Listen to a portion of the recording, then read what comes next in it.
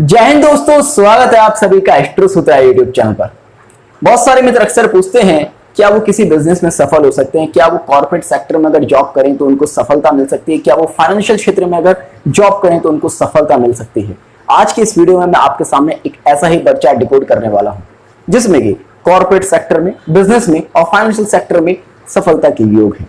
क्या वे योग होते हैं? आज की इस वीडियो में इसी और बहुत ही डिटेल में डिस्कस करेंगे, तो पूरी वीडियो ध्यान से देखिएगा। वीडियो शुरू करने से पहले मैं आपसे किसी रिक्वेस्ट करना चाहूंगा, अगर चैनल को अभी तक सब्सक्राइब नहीं किया है चैनल को सब्सक्राइब कर लीजिएगा, वीडियो को लाइक कर दीजिएगा और कमेंट में जय हिंद जय भारत लिखना मत भूलिएगा। ये जो चार्ट आप बोर्ड पर देख रहे हैं ये नंदी नाड़ी का चार्ट नंबर 48 है। इस चार्ट में कहा गया है कि ये जातक कॉर्पोरेट सेक्टर में किसी कॉर्पोरेट कंपनी में जॉब करेगा।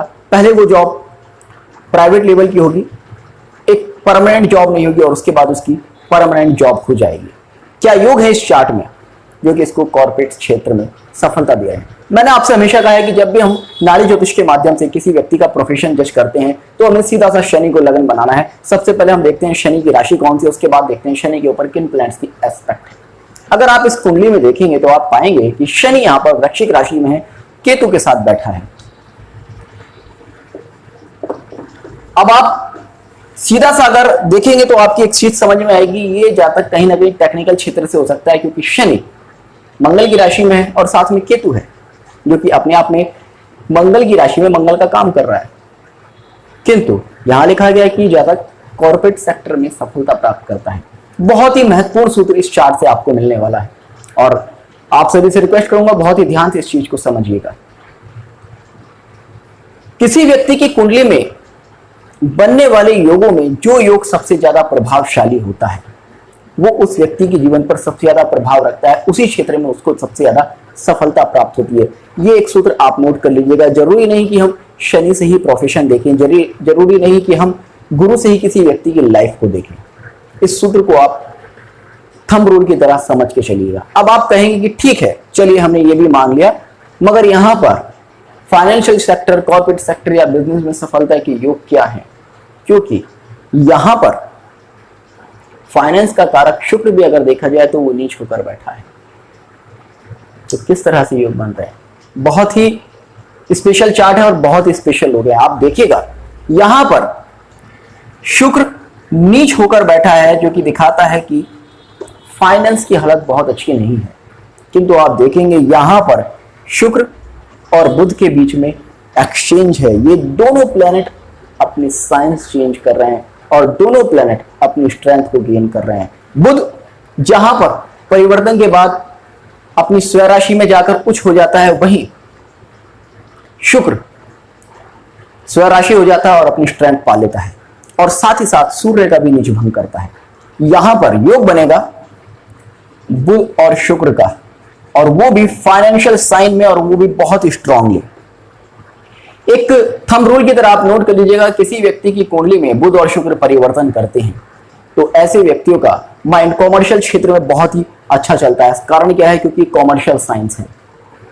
बुध और शुक्र जब भी कॉमर्शियल साइन में किसी व्यक्ति के मिलेंगे तो ऐसे लोग अकाउंटिंग में, कैलकुलेशन में बहुत ही ज्यादा एक्सपर्ट होते हैं और ऐसे फील्ड में बहुत अच्छे से काम कर सकते हैं। किंतु आप कहेंगे कि केवल बुध और शुक्र को देखकर कैसे कह सकते हैं कि ऐसा पर्सन कॉर्पोरेट क्षेत्र में वर्क करेगा या उसमें सफलता प्राप्त करेगा? उसके लिए आपको अदर प्लैनेट्स भी देखने होंगे, बिल्कुल देखने होंगे। आप देखेंगे सबसे पहले तो ये योग बन रहा है शनि के लाभ भाव में, और नाड़ी में जैसे मैंने आपसे कहा है कि किसी भी ग्रह से 11 भाव में बैठे हुए ग्रह उसको सपोर्ट करते हैं, उसके सपोर्टिव हाउस होते हैं, क्योंकि 11th हाउस को सपोर्टिव हाउस माना गया है और डायरेक्शनल एस्पेक्ट भी होती ही है। जैसे शनि यहां पर उत्तर दिशा की राशि में बैठा है तो ये दक्षिण दिशा की राशि में ये सारा एक्सचेंज हो रहा है, तो डायरेक्शनल एस्पेक्ट शनि के ऊपर आ रही है। तो प्रोफेशनल प्लेनेट के ऊपर भी ये प्रभाव आ रहा है। उसके बाद आप देखेंगे जीव कारक ग्रह जो गुरु है उस पर भी ये प्रभाव बहुत स्ट्रांगली जा रहा है। गुरु के ऊपर भी बुध और शुक्र का सप्तम प्रभाव जा रहा है। आप देखेंगे यहां जब बुध उच्च होता है तो गुरु को देख रहा है, शुक्र यहां पर बैठा है तो गुरु को देख रहा है। तो यानी कि जातक के जो जीव कारक ग्रह है उसके अंदर भी इस तरह के गुण हैं। और उसके बाद एक और आप चीज नोट करेंगे इस चार्ट में जो कि सबसे ज्यादा महत्वपूर्ण है। आप देखेंगे यहां पर गुरु और चंद्र की युति है। गुरु और चंद्र की युति के ऊपर आप देखेंगे बुध और शुक्र का प्रभाव है। और वो भी फाइनेंशियल साइन से। ये क्या दर्शाता है? पहले तो चंद्र आपके मन का कारक है, जैसे आपके मन में विचार चलेंगे आप वैसा ही सोचेंगे। तो चंद्र के ऊपर फाइनेंशियल साइन से जब बुध और शुक्र दृष्टि डालेंगे तो डेफिनेटली ऐसे व्यक्ति के विचार जो चलेंगे फाइनेंशियल चलेंगे।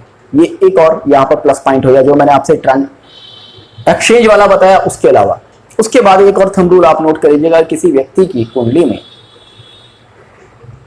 बुध के ऊपर चंद्र का प्रभाव हो और फाइनेंशियल साइन से, यानी कि 2, 6, 7 और 3 इन राशियों से अगर संबंध बनता हो तो ऐसा व्यक्ति बिजनेस में, कॉर्पोरेट सेक्टर में और फाइनेंशियल सेक्टर में बहुत ज्यादा सफलता प्राप्त करता है। एजेंसी लाइन बिजनेस में बहुत ज्यादा सफलता प्राप्त करता है।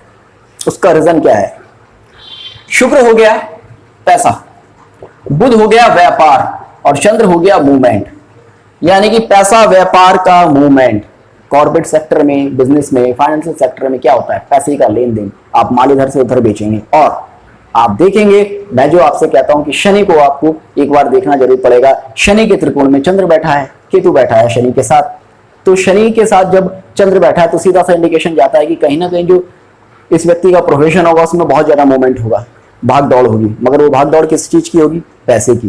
क्योंकि कॉर्पोरेट सेक्टर में, फाइनेंशियल सेक्टर में किस चीज का ट्रांजैक्शन था, किस चीज की भाग दौड़ होती है? वो होती है पैसे की। अब बात आती है कि ये जातक पहले टेम्परेरी पोस्ट पर होता है और उसके बाद परमानेंट पोस्ट पर क्यों आ जाता है? आप देखेंगे शनि की स्थिति यहां पर अच्छी नहीं है। पहले तो शत्रु राशि में बैठा है, साथ में केतु बैठा है और मंगल की राशि में जब केतु बैठेगा तो डेफिनेटली मंगल की तरह इफेक्ट देगा और मंगल और शनि आपस में शत्रु ग्रह हैं। और आप देखेंगे शनि से आगे के किसी भी भाव में कोई भी प्लैनेट शनि को स्ट्रेंथ नहीं दे रहा, केवल पंचम भाव से गुरु और चंद्र की दृष्टि है। उसके अलावा कोई सपोर्ट शनि को नहीं है। और लाइफ के फर्स्ट पार्ट में उस व्यक्ति का शुक्र भी नीच का होकर बैठा है। तो यहां पर शुरू में फाइनेंशियल स्थिति अच्छी नहीं दिखती, प्रोफेशनल स्थिति अच्छी नहीं दिखती। लेकिन जैसे ही शनि अपने फर्स्ट राउंड में शुक्र का नीच भंग करेगा, शुक्र के ऊपर आएगा, वैसे ही इस व्यक्ति को फाइनेंशियल सपोर्ट मिलना शुरू हो जाएगा, इसकी तरक्की होनी शुरू हो जाएगी। यानी कि जब ये जातक 26-25 के आसपास का, 25-26 के आसपास जब शनि यहां शुक्र की राशि के ऊपर गोचर करेगा, अपनी जॉब में बहुत अच्छी तरक्की करेगा, फाइनेंशियल गेन करेगा, मकान आदि बना सकता है। और ये समय होगा जब ये व्यक्ति शादी भी कर सकता है। ये इसके भाग्य रेखा के आसपास का समय होगा। उसके बाद आप गुरु का भी ट्रांजिट ले सकते हैं। आप देखेंगे लगभग 24 के आसपास गुरु मीन राशि के आसपास से ही गोचर कर रहा होगा और उसके बाद लगन से भी, 2 भाव से भी गुरु शनि को, शुक्र को, बुध को ब्लेसिंग देगा। तो ऐसे में इस व्यक्ति का आप कह सकते हैं कि 25 के आसपास बहुत अच्छा टाइम होगा। यहाँ पर ये मकान बनाना चाहे मकान बना सकता है, जॉब में तरक्की करना चाहे तरक्की कर सकता है, जैसे कि हम जर्नली प्रेडिक्शन करते हैं। इसके अलावा और इस चार्ट में कुछ पॉइंट्स दिए गए हैं जो कि मैंने बहुत सारी वीडियोस में लिए हैं। बहुत स्पेशल पॉइंट नहीं है कि इसकी 3 संतान होंगी, ये इस एज में अपना घर बनाएगा, इस एज में मैरिज करेगा। वो सारी चीजें आप खुद से स्टडी कीजिएगा। होपफुली आपको आज का वीडियो पसंद आया होगा। तो जुड़ रहेगा एस्ट्रो सूत्रा के साथ। मिलते हैं नेक्स्ट वीडियो में, तब तक के लिए जय हिंद, जय भारत।